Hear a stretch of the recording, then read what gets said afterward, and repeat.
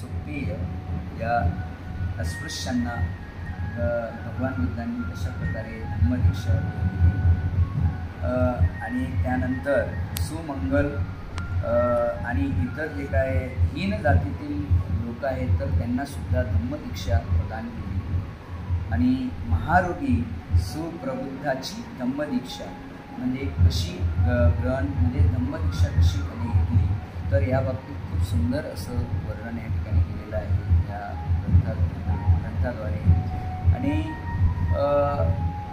खरोखरच आपला धम्म जो आहे तर तो खरोखरच सगळ्या जातीच्या आणि धर्माच्या आणि अगदीच म्हटलं तरी जे काय आजारी असतील महारोगी असतील तर त्यांनासुद्धा सांभाळून घेणारा असा धम्म आहे असं यावरून आपल्याला प्रतीत होतं.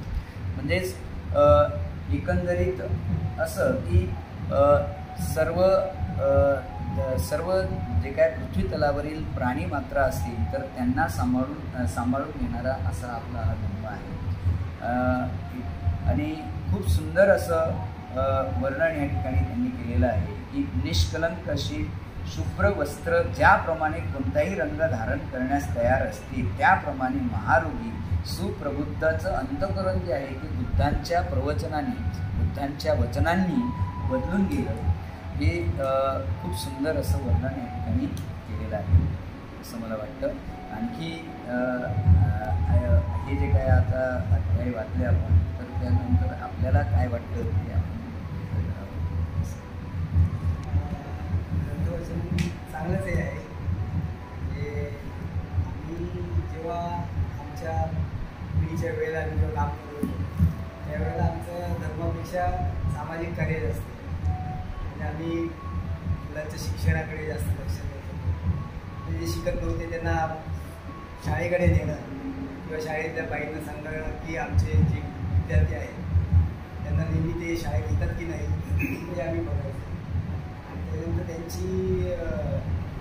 त्यांची जी प्रगती व्हायची त्याचा आम्ही आढावा घ्यायचो आणि आढावा वगैरे घेऊन आम्ही वर्षाच्या शेवटी त्यांचा सत्कार वगैरे करत असतो किंवा मध्यंतरी त्यांची परीक्षा नीट चालली की नाही शाळेत नीट येतं की नाही त्याच्याकडे आमचं लक्ष ग्रंथवाचन सुद्धा त्यावेळेला आपल्या याच्यात नव्हतं समाजात जास्त पण ग्रंथ वगैरे घरी असायचे आधी कधी चाळायचे वडिलांचे वगैरे असायचे ग्रंथवाचन सुद्धा चांगलाच प्रकार आहे पहिल्यांदाच बसलो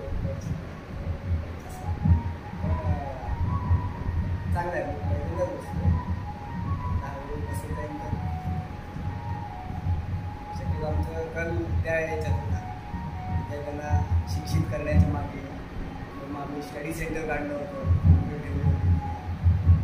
तिथे आम्ही त्यांचा अभ्यास घ्यायचो आपल्या समाजातील मुलांना करून आम्ही जे कॉलेजात होतो संध्याकाळी कोणीतरी येऊन बसून त्यांचा गृहपाठ घेणे किंवा त्यांचं काय आवडत असेल तर त्यांना सांगणे हे आमचे प्रकल्प लग्नाच्या आधी आपण मुलगी झाली त्याच्या आधी नंतर 20 वर्ष सुरू करते आहे मला सुरू करायची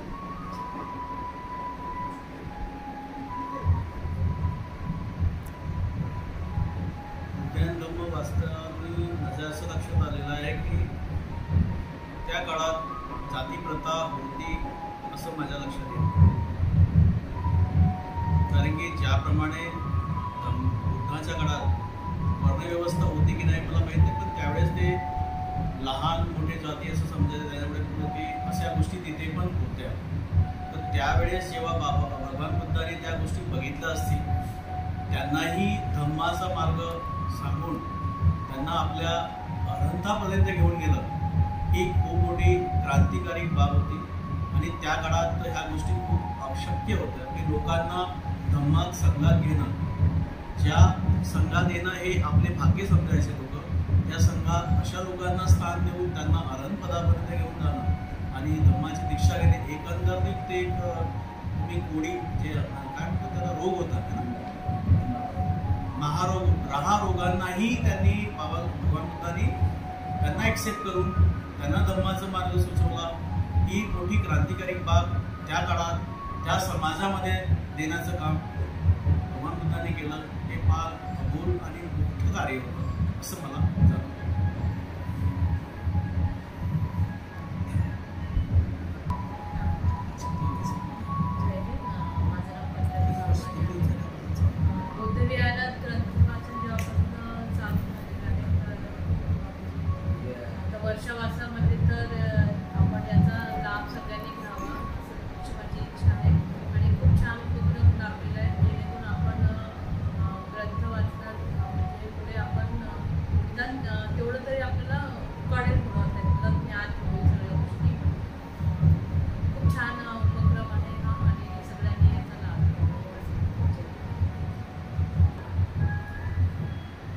जय भीम.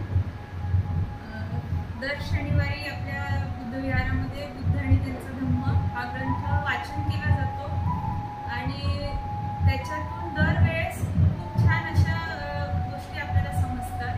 तर आजचा जो विषय होता त्याच्यामध्ये आपल्याला हे लक्षात आलेलं आहे की भगवान बुद्धांच्या वेळी सुद्धा म्हणजे कनिष्ठ उच्च असं भेदभाव होताच, तरी सुद्धा भगवंतांच्या जवळ मात्र कोणालाही असं उच्च नीच असा दर्जा नव्हता, तर सगळे त्यांच्यासाठी समान होते, सगळ्यांना समान वागणूक होती.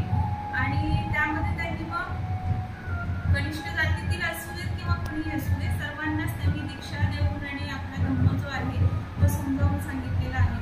त्याचप्रमाणे जे महारोगी असायचे तर त्यांना गावाच्या बाहेर स्थान असायचं, गावामध्ये प्रवेशही दिला जात नव्हता. तर असा तो महारोगी होता जो अलिप्त राहत असेल सगळ्यापासून. तो जिथे भगवंत जिथे उपदेश देत होते तिथे तो अन्नाच्या आशेने गेला, परंतु तिथे गेल्यानंतर त्या भगवंताला बघितल्यानंतर त्याची ती अन्नाची आशा जी आहे किंवा भूक जी आहे तर ते बाजूला राहिलं आणि त्याला ते धम्म ग्रहण करण्याची इच्छा झाली आणि त्याने तो धम्म ग्रहण करण्यासाठी तिथे बसला आणि त्याने सगळं समजून घेऊन आणि ती दीक्षा प्राप्त केली. म्हणजे भगवंताचं रूप किंवा त्यांचं जे हे आहे ते पाहून म्हणजे मनुष्य जो आहे तर तो आपल्या ज्या काही इच्छा आहेत तर त्या बाजूला सारून त्याने आपले जे आहे तर ते ज्ञान जे आहे त्याला जेवढं ग्रहण करता येईल त्याने ते केलेलं आहे, असं भगवंतांचा उद्देश होता किंवा त्यांच्याकडे बघूनच ही आशा त्याला निर्माण झालेली आहे. तर भगवंतांनी सगळ्यांना अशा पद्धतीने समान वागणूक देऊन सगळे त्यांच्यासाठी एक समान होते आणि त्यांनी आपला धम्म जो आहे तो सगळ्यांना दिलेला आहे. तर असं आपल्याला छान दरवेळेस ऐकायला मिळतं आणि विहारात येऊन जास्तीत जास्त लोकांनी त्याचा अनुभव घेतला पाहिजे असं मला वाटतं. धन्यवाद. जय भीम. नमो बुद्धाय.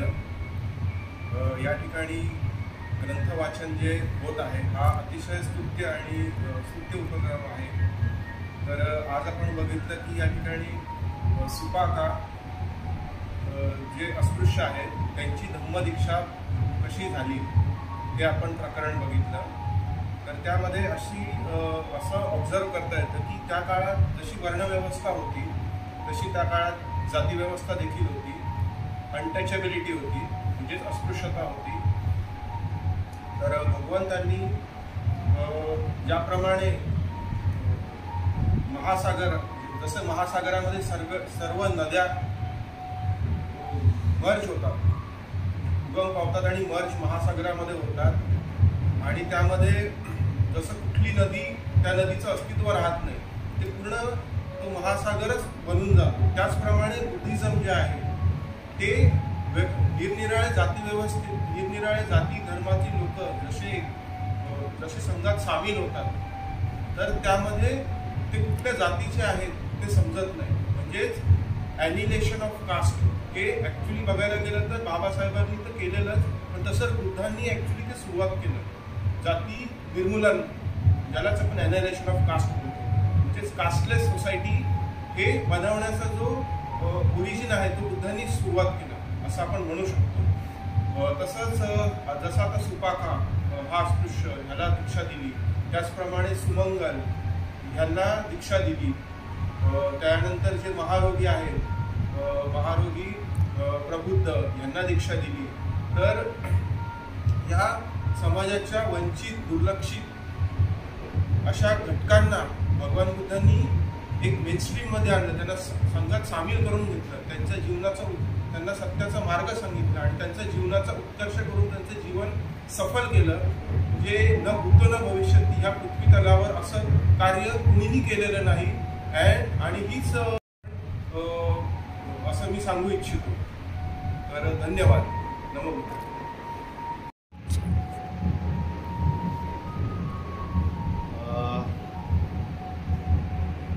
आजच्या ग्रंथ वाचनाचा आपण आस्वाद घेतला. प्रत्येक शनिवारी आपण असा आस्वाद घेत असतो आणि आपले धम्म बांधव हा आस्वाद घेण्यासाठी आवर्जून प्रत्येक शनिवारी नित्य मेडिटेशन आणि धम्मग्रंथ वाचन, त्याचबरोबर आपण वंदनाही घेतो. आणि प्रत्येकजण आता बहुतेक जण वंदना हळूहळू पाठ होत आलेली आहे मला वाटतं, नाही का? आपण प्रिंट करतो तर कठीण शब्द असताना आपल्याला थोडंसं अडचण येते, पण आपण आता ते प्रिंट करून घेतल्यामुळे तर आपल्याला ते सोयीस्कर जातोय. त्याचा मराठी अनुवाद सुद्धा आहे. शक्य झालंच तर कधी वेळ मिळाला तर तो मराठी अनुवाद सुद्धा वाचावा, जेणेकरून आपण काय पालीमध्ये म्हणत आहोत, कुठलं काय वंदन करत आहोत बुद्धांना, तर ते आपल्याला कळेल. तर आजच्या ग्रंथ वाचनाचा जो विषय होता, तर बुद्धांनी जे खालच्या दर्जातले लोक होते, ज्यांना खालच्या दर्जातलं गणलं जात होते त्या काळामध्ये, त्यांना देसना दिली किंवा त्यांना पवज्जा दिली, असं आपण वाचलं. या ग्रंथाच्या ह्या प्रकरणामध्ये आपण वाचलं. तर भगवान बुद्धांनी त्याच्यामध्ये दान आणि शील कथा सांगितल्याचं आपण वारंवार ऐकतो की भगवान बुद्ध कोणालाही प्रथम सांगताना पहिलं दान कथा सांगतात आणि शील कथा सांगतात. तर दान कथेचं फार महत्त्व आहे. म्हणजे आपण बाकीचं काही नाही केलं, पण दान जरी केलं ना तरी ते खूप मोठं पुण्य आहे. कोणाला पतवतो, म्हणजे आपण कोणासाठी काही केलं, बरे ते पैशाच्या स्वरूपात नसू द्या, श्रमाच्या स्वरूपात असू द्या, तर त्याचं पुण्य आहे. आणि ते पुण्याचं आता भंते जेव्हा आपल्याला नेहमी सांगतात तर दानाची कथा सांगतात, तर लोकांमध्ये तो गैरसमज होतो की हे दानाची कथा सांगतायत की त्यांना काय हवं आहे का म्हणून सांगतायत का. तर भगवान बुद्ध आता तुम्हाला कळालंच असेल की भगवान बुद्ध सुरुवातच दान कथेने करायची. म्हणजे दानाचं महत्व किती आहे. भिक्खूला दान नव्हे, भिक्खू संघाला तर तुम्हाला दान करायचं आहे, पण इतर गोष्टीने, जसं आता कमरे सरांनी सांगितलं, त्यांनी काय दान केलं तर शिक्षणाचं दान केलं, नाही का? विद्यार्थ्यांना त्यांनी घडवलं, शिकवलं, ते सुद्धा एक दान आहे. ते त्यांचं पुण्यकर्म आहे, नाही का? किंवा आपण काम करत असू किंवा कुठे जात असू तर तिथे एखाद्याला मदत करत असू तर ते आपलं पुण्यकर्म आहे. ते दानच आहे आपल्याला एक प्रकारचं, नाही का? आणि दुसरं त्यांनी शील कथा सांगतात.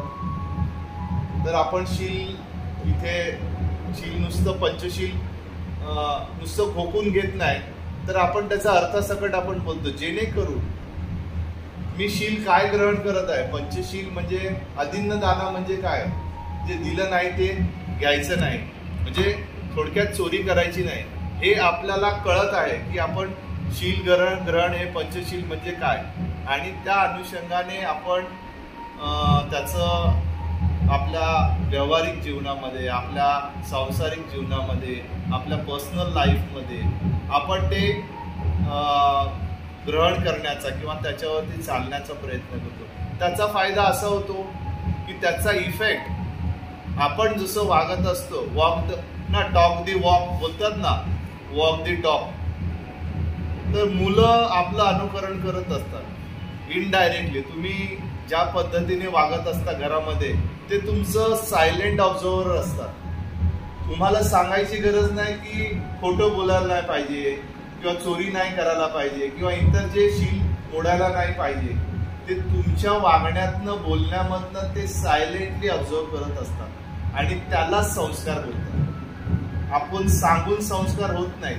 मुलं सायलेंटली ऑब्झर्व करत असतात. आपली चुकीची गोष्ट जास्त लवकर पकडतात आणि चांगली गोष्ट थोडी, म्हणजे प्रतीक्षेने का म्हणा किंवा थोड्या वेळाने का म्हणा, पण ती गोष्ट ते पकडतात.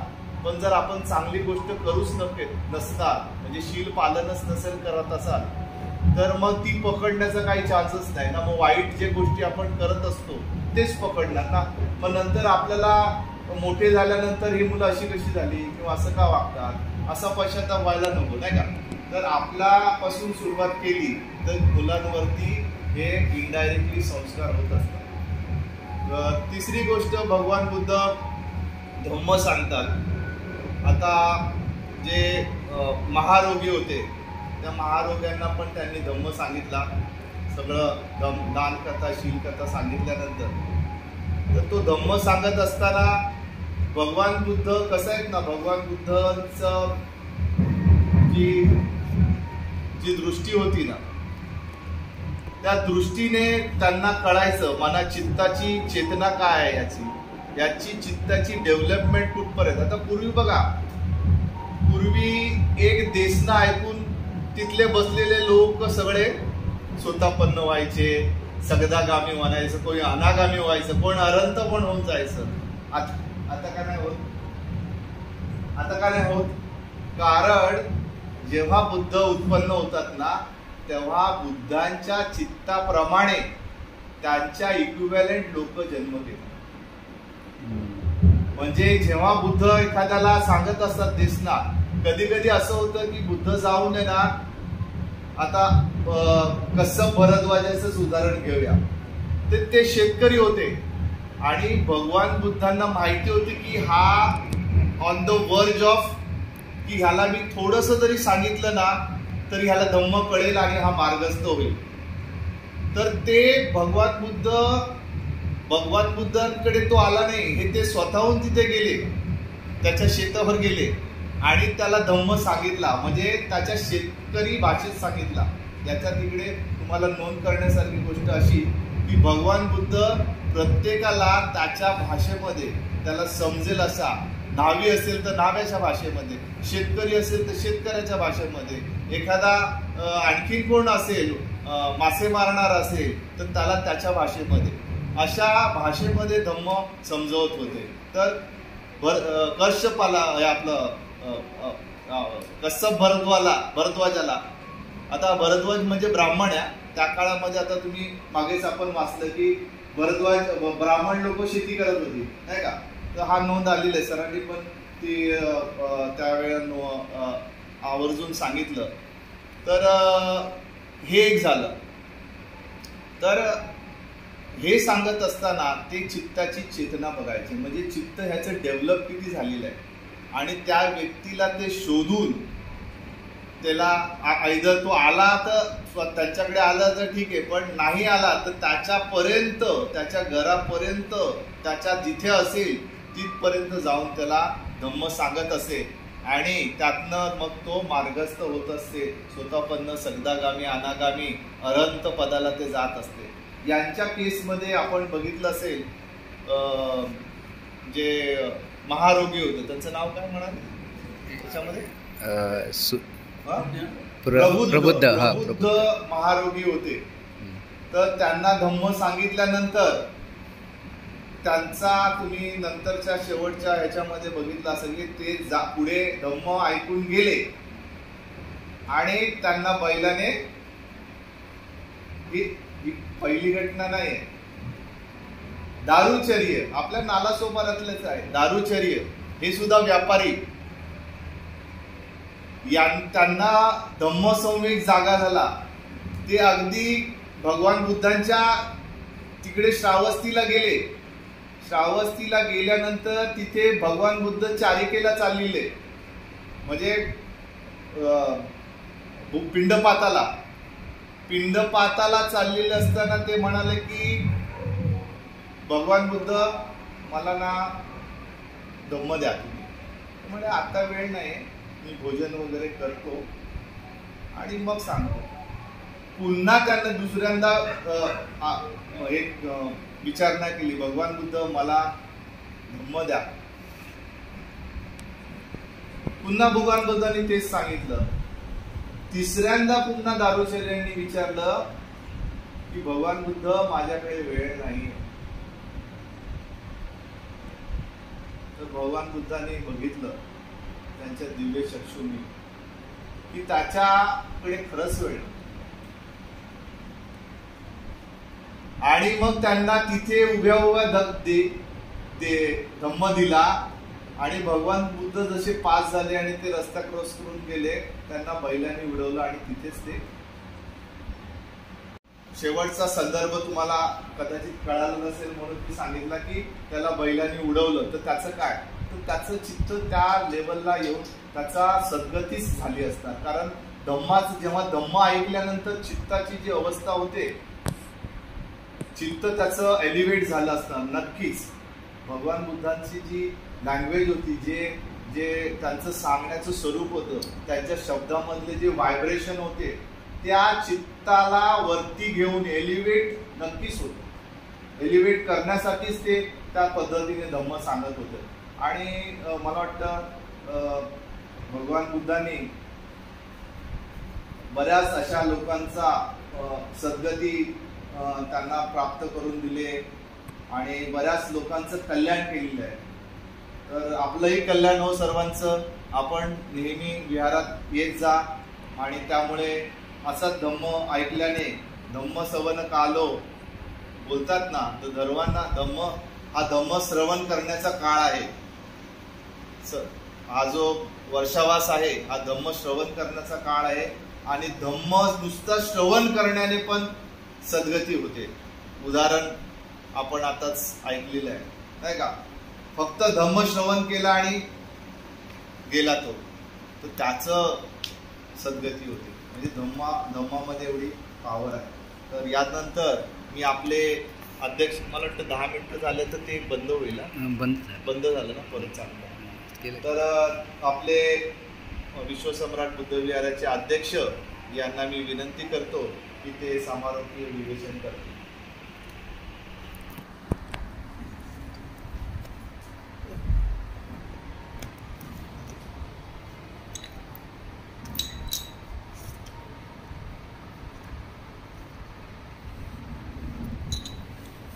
विश्वगुरु तथागत भगवान गौतम बुद्ध, प्रियदर्शी सम्राट अशोक, बोधिसत्व डॉक्टर बाबासाहेब आंबेडकर यांच्या विचारांना माझं विनम्र अभिवादन आणि आपलं ते धम्मशिकलं माझं नमो बुद्धाय, जय भीम. आज आपण पाहिलं की म्हणजे या अस्पृश्य समाजाच्या लोकांची धम्मदीक्षा आहे. म्हणजे आणि त्यानंतर सुप्रबुद्ध त्याचीसुद्धा म्हणजे महारोगी व्यक्तीसुद्धा काय धम्मदीक्षा. तर धम्मामध्ये कसं आहे, समता आहे बघा. कुठल्याही जाती धर्माचं बघितलं नाही. जे तथागतांच्या सान्निध्यामध्ये आली त्यांनी काय केली, दीक्षा दिलेली. किंवा ज्याप्रमाणे महारोगी पण सान्निध्यामध्ये येतो तर त्यालासुद्धा दीक्षा दिली. आणि अशा प्रकारे म्हणजे हा धम्म कसा आहे, मानवतेचा आहे की हा कुठेही कसा भेद नाही करत. तो हा कसा सर्व मनुष्य प्राण्यांना हा समान बघतो, सारखा बघतो. आणि मग आपण पाहिलं की जे बाबासाहेबांचं पण जे आपण हे पाहिलं की हे समतेचं जे तत्त्व आहे, बुद्धाचं जे तत्त्व समतेचं, म्हणजे दोन्ही साम्य बघा सारखं आहे. तिथे तथागतांच्या धम्मामध्ये सुद्धा समता आहे आणि बाबासाहेबांनी दिलेल्या जे समता आहे ते आपल्या संविधानामध्ये पण आहे. म्हणजे बाबासाहेबांनी जे काय घेतलं आहे जे तत्त्वज्ञान, हे बुद्ध आणि त्यांच्या धम्मातलं घेतलंच तत्त्वज्ञान आहे की जे म्हणजे कसं भेद नाही करते.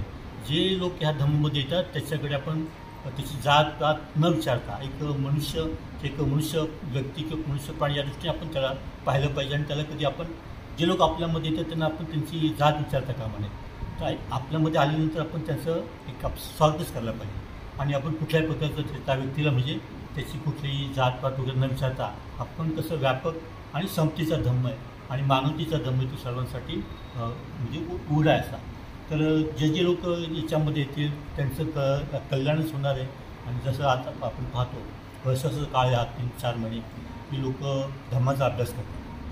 म्हणजे आपण तर पाहिलं वर्षावास म्हणजे आपण थोडक्यात आपण सगळ्यांना माहितीच आहे, वर्षा म्हणजे पाऊस आणि वास म्हणजे राहणं.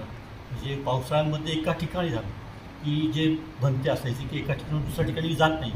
एका ठिकाणचं काही विहार असेल तिथे 3 महिने थांबतात, निवास करतात आणि तिथे ते धम्माचा अभ्यास करतात. लोकांनाही धम्म सांगतात, उपासकांनाही धम्माबद्दलची शिकवणूक देतात. आणि ह्या 3 महिन्यानंतर मग जसं आपण पाहिलं की आषाढ पौर्णिमेला आपण एक कार्यक्रम घेतो, आपण वर्षाच प्रारंभ, नंतर कार्तिक पौर्णिमेला त्याची समारोप होईल म्हणजे समाप्ती होईल. आणि त्यानंतर मग आपले जे भंते असतील ते 4 दिशेला जाऊन धम्माचा प्रचार आणि प्रसार करतील. तर आतासुद्धा आपण लोक उपासकांचं काम काय की ह्या काळामध्ये आपण जास्तीत जास्त धम्मश्रवण करणे, त्याचं अनुकरण करणे आणि धम्माचा जितका जास्त आपल्याला अभ्यास करता येईल तो आपण काय केला पाहिजे केला पाहिजे. जितकं जास्त आपल्याला अनुकरण करता येईल किंवा अनुशासन करता येईल तर धम्माचं जे शिलाचं पालन करण्यासाठी आपण मागे म्हटलं की महिन्यातले 4 तर आपल्याकडे हे पौर्णिमा, अमावस्या, चतुर्थी आणि अष्टमी एका महिन्यातले 4 दिवस आपल्याला मिळत आहेत की त्या दिवशी आपण उपवास वगैरे करू शकतो आणि शिलाचं पालन करू शकतो. तर मला वाटतं मी इथेच थांबतो. आपल्या सर्वांचं मंगल व कल्याण विषय चर्चा करून आपण सर्वांची रजा करू. त्याचपूर्वी शेवटची बुद्ध प्रतिज्ञा घेऊया. आपण सर्वांनी हात जोडूया आणि नंतर आपलं समाप्त करू.